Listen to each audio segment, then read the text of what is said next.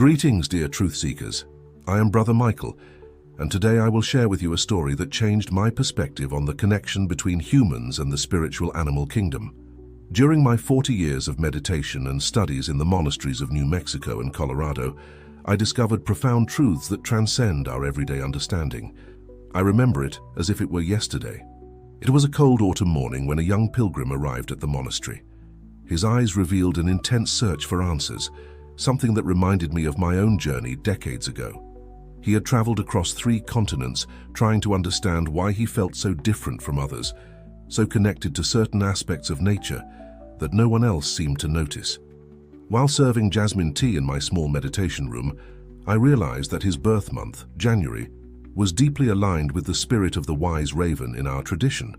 It was no coincidence that he had always been drawn to mysteries and had an extraordinary ability to see beyond appearances. "My young friend," I said to him, "have you ever wondered why you were born exactly in the month you were born?" His eyes widened with curiosity.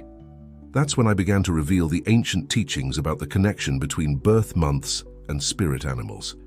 In our tradition, each month carries the energy of a specific sacred animal.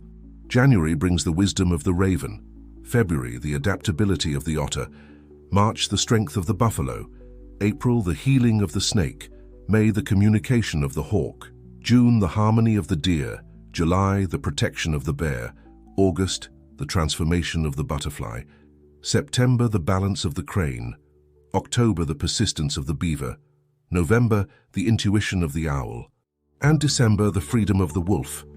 If you're enjoying these teachings, consider subscribing to the channel. Thank you. Back to the story. As I shared this knowledge with the young pilgrim, I noticed how his eyes grew brighter and brighter. He began to understand why he always had an inexplicable attraction to ravens, why he felt most alive during dawn, these birds' sacred time, and why his mind naturally sought to unravel life's mysteries. "But Brother Michael," he asked with a trembling voice, "how can I be sure this isn't just a coincidence?" I smiled serenely, for this is a question I've heard for decades. I then shared an ancient story that changed my own perception of these spiritual connections. It was the year 1983 when I had my first profound experience with this ancestral wisdom.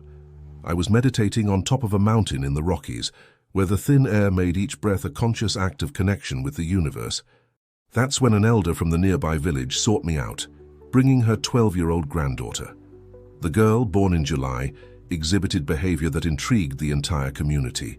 She had an extraordinary ability to protect other children from imminent dangers, as if she could sense threats before they happened. Moreover, she demonstrated an uncommon inner strength for someone so young.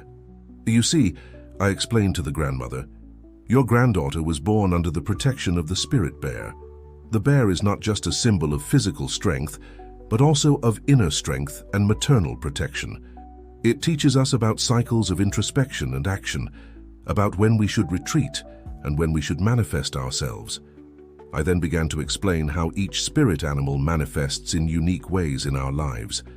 The young pilgrim, who was still with me, listened attentively to every word, relating them to his own experiences. "Those born in February," I continued, "carry the energy of the otter, which teaches us about joy and adaptability. Have you noticed how these people can find creative solutions even in the most challenging situations? It's the otter's energy manifesting through them." At this moment, the young pilgrim interrupted with a surprising revelation. His sister, born in February, was known in their town as the problem solver.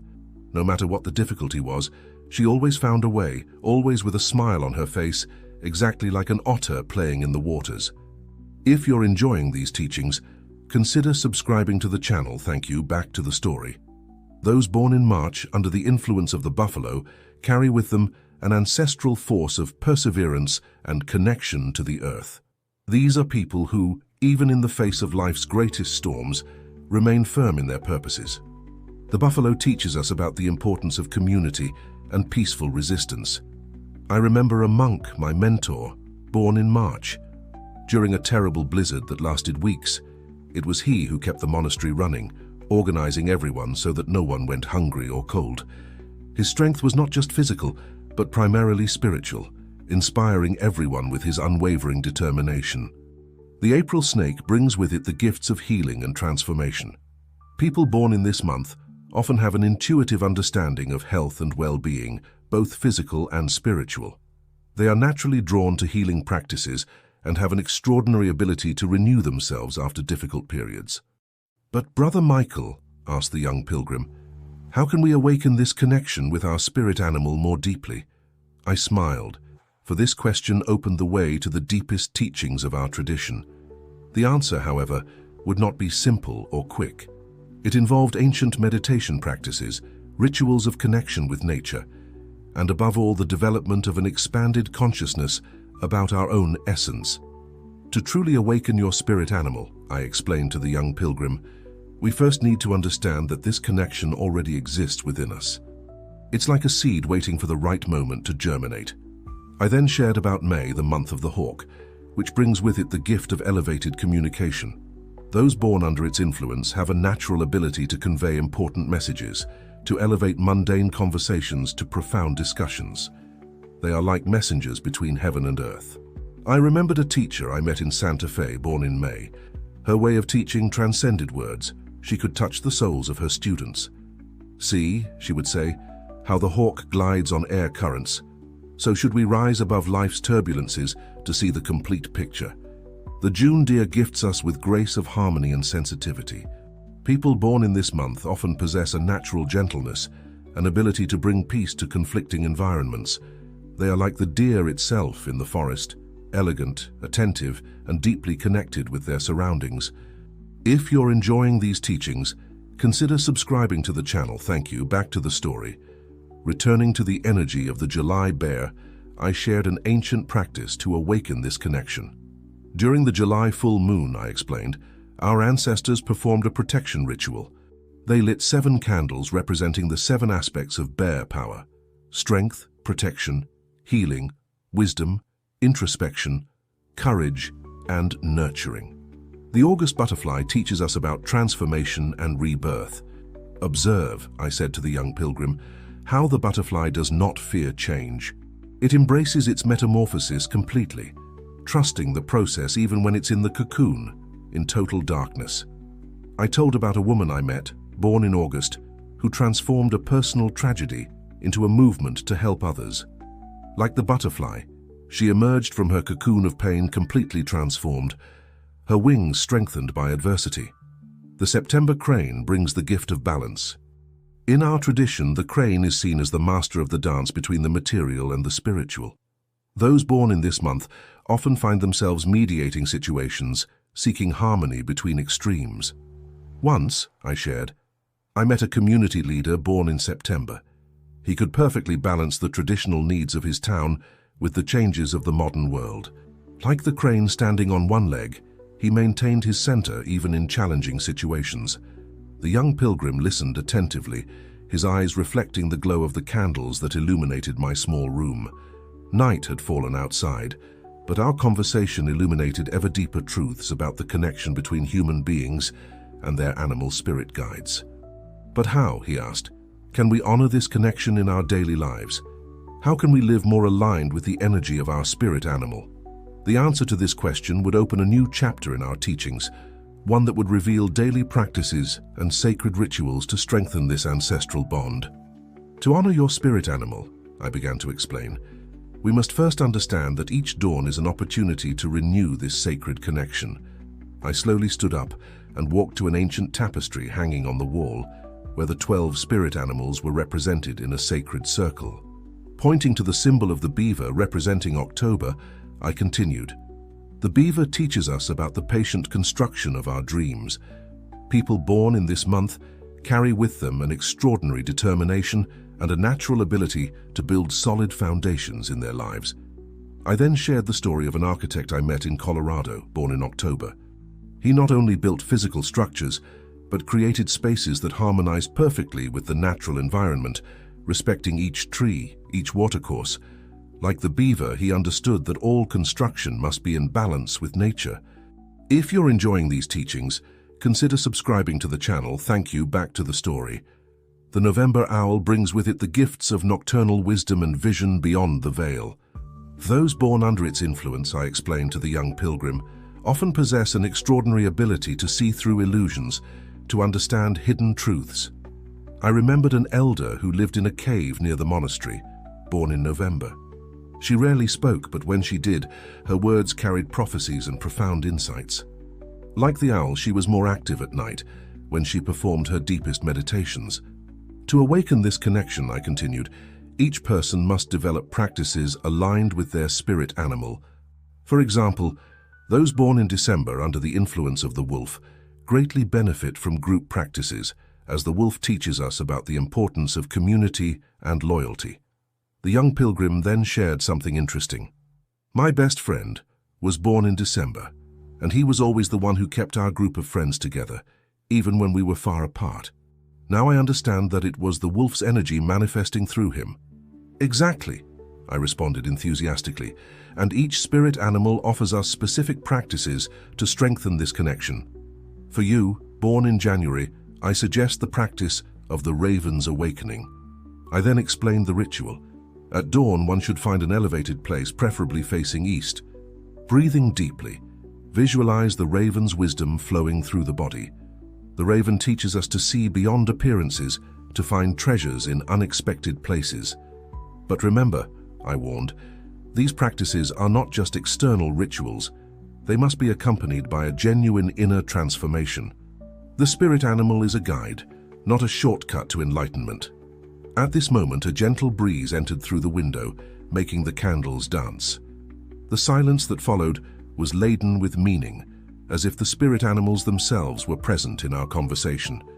There is an ancient Native American practice, I continued, while lighting another sage incense stick, that helps us awaken the energy of our spirit animal through the 5 elements: earth, water, fire, air, and ether. The young pilgrim adjusted himself on his meditation cushion, his eyes shining with renewed curiosity. The night had deepened, and the monastery was immersed in a sacred silence, broken only by the occasional wind chime. For those born under the influence of the raven like you, I explained, the air element is particularly important. The raven navigates between the material and spiritual worlds through the air, just as your thoughts should flow freely between the conscious and unconscious. I then shared a personal memory of when, as a young monk, I discovered my own spirit animal.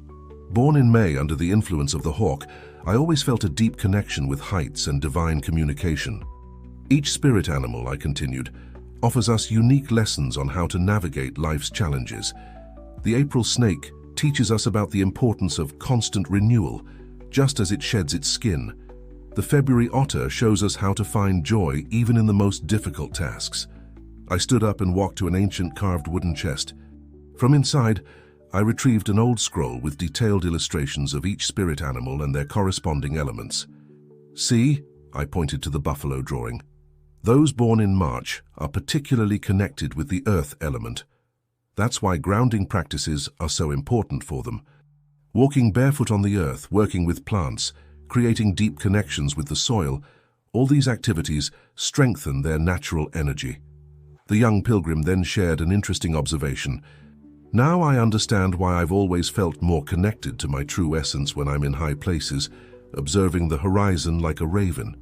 Exactly, I replied. And each spirit animal has its natural power environment. The September crane connects deeply with wetlands, where water and earth meet. The August butterfly thrives in flowery gardens. The July bear finds strength in deep forests. At this moment, a distant sound of drums began to echo through the valley. The monks from the neighboring monastery were beginning their nocturnal rituals. The rhythmic sound seemed to give life to the words we were sharing. But there is an even deeper teaching, I said, lowering my voice almost to a whisper. Something that few masters share, about how spirit animals communicate with each other, creating a sacred web of connections between all souls. This sacred web, I continued, as the sound of drums echoed in the background, is like a cosmic dance, where each spirit animal has its unique role. When we understand this, we begin to see why certain people naturally attract or complement each other. I picked up a small Tibetan singing bowl and made it ring softly, its crystalline sound filling the room with a harmonious vibration. For example, I explained, there's a special connection between the January raven and the November owl. Both are messengers of hidden wisdom, But while the raven works with the mysteries of the day, the owl guards the secrets of the night. Together, they form a complete circle of knowledge. The young pilgrim leaned forward, fascinated. "Is that why I've always felt so connected to my aunt who was born in November?" "Precisely," I replied, "and there are other powerful connections. The Mayhawk and the September crane share a deep understanding of the balance between sky and earth. The February otter and the August butterfly deeply understand the power of transformation through joy." I stood up and began to draw a circle on the floor with colored sand, an ancient practice for creating sacred mandalas. Each spirit animal also has a sacred sound, a vibration that, when intoned, awakens its energy within us. I then demonstrated the sound of the raven, a deep, resonant mantra that made the candle flames dance. "This sound," I explained, "when practiced at dawn, helps awaken the inner vision that is natural to those born in January." "But there's an important warning," I added, my voice becoming more serious. "The power of the spirit animal should not be used to control or manipulate. It's a guide for our personal and spiritual growth, not a tool for material gain." I then shared the story of a student who had tried to use his natural gift. He was born in July under the protection of the bear to dominate others. The result, I explained, was a profound imbalance in his life, because the bear teaches protection and nurturing, not domination. The true power of spirit animals, I continued, manifests when we live in harmony with their natural qualities. The October beaver teaches us to build with purpose and patience. The June deer shows us how to move gracefully through life's challenges. At this moment, a stronger gust of wind came through the window, making the candle flames dance violently. The young pilgrim shuddered, not from cold, but from a sudden understanding of the depth of these teachings. "There is still more," I said, my voice almost a whisper. "There is an ancestral ritual, performed only on full moon nights, that allows direct communication with our spirit animal. But before I share this knowledge, I must warn you. Once this door is opened, there is no way to close it. This ancestral ritual," I began, lighting a special candle made of beeswax, "is known as the awakening of silent voices. It has been passed down through generations of masters, always under the mantle of the deepest discretion. The aroma of sage and sacred herbs filled the air as I prepared the environment to share this sacred knowledge. The shadows on the walls seemed to come to life, dancing like the spirit animals themselves. To perform this ritual," I explained, "we first need to understand that each spirit animal manifests on 3 levels: the physical, the mental, and the transcendental. The December wolf, for example, is not just a symbol of community on the physical plane, but also a guide for spiritual union at higher levels. The ritual begins on the night of the full moon," I continued, drawing sacred symbols on the floor with cornmeal. "The person must position themselves facing the direction associated with their spirit animal. For you, born under the sign of the raven, it would be the east, from where the rising sun comes." I then explained how each direction was associated with different spirit animals: east for the raven and hawk, south for the snake and butterfly, west for the beaver and otter, and north for the bear and wolf. The deer, crane, owl, and buffalo occupied the intermediate directions. "During the ritual," I went on, "you must enter a state of deep meditation, focusing on your breath until it becomes as soft as the beating of a butterfly's wings. It's at this moment that the barriers between worlds begin to dissolve." I then shared a personal experience of when I first performed this ritual. The colors around me began to change, becoming more vibrant. The air seemed charged with electricity. And then I heard the call of the hawk, not with my physical ears, but with something deeper, more ancient within me. The young pilgrim listened with absolute attention, his face illuminated by the candlelight. "But there is a price for this knowledge," I warned. "Once you establish this deep connection with your spirit animal, your life will never be the same. You will begin to see signs and messages everywhere, and you will have the responsibility to act in accordance with this wisdom." The ritual continues with the recitation of specific mantras for each spirit animal. For the raven, the mantra is... At this moment, I made a dramatic pause, for I was about to reveal one of the most sacred mantras of our tradition. "The sacred mantra of the raven," I pronounced in a solemn tone, "is Om Kaka Dharmapala Hum." Each syllable should be intoned with deep breathing, allowing the vibration to resonate through your entire being. The young pilgrim softly repeated the mantra, and as he did so, a gust of wind blew through the room, making all the candles flicker simultaneously. An auspicious sign, I thought to myself. Now that you possess this knowledge, I said, you must use it wisely. Always remember, the spirit animal is not just a personal guide, but a bridge between the material and spiritual worlds. Each person who discovers this connection becomes a guardian of this sacred knowledge. The sky was beginning to lighten outside, the first rays of sun painting the horizon in shades of pink. As if by divine sign, a raven landed on the windowsill, its penetrating gaze fixed on both of us. "See," I whispered, "your spirit guide is already manifesting. This is not an end, but a beginning. Your real journey starts now." The young pilgrim had tears in his eyes. "How can I thank you for all this knowledge?" he asked. "Live according to the wisdom of your spirit animal," I replied. "Share this knowledge with those who are truly ready to receive it. And above all, remember, each birth month is a door to self-knowledge, but the key lies in how you use this wisdom to benefit all beings." I slowly stood up, picking up a small jade amulet that was kept in an ancient box. This amulet was carved over 300 years ago, representing the raven in its most sacred form. "Now it belongs to you." The young pilgrim received the amulet with trembling hands, and the moment he touched it, the raven on the window opened its wings and took flight towards the rising sun. "Remember," I said in my final words, "each dawn is a new opportunity to honor your spirit animal. Each breath is a chance to strengthen this sacred connection. And each conscious action is a step towards realizing your true purpose." The young man bowed in deep respect, and when he stood up, his eyes had a different sparkle, the same sparkle I saw in my master's eyes when I first received these teachings so many decades ago. And so, as the sun rose on the horizon, another link was added to the ancestral chain of wisdom that connects all spiritual seekers through time. The knowledge of spirit animals would continue to live, passing from heart to heart, from soul to soul, as it always has been and always will be.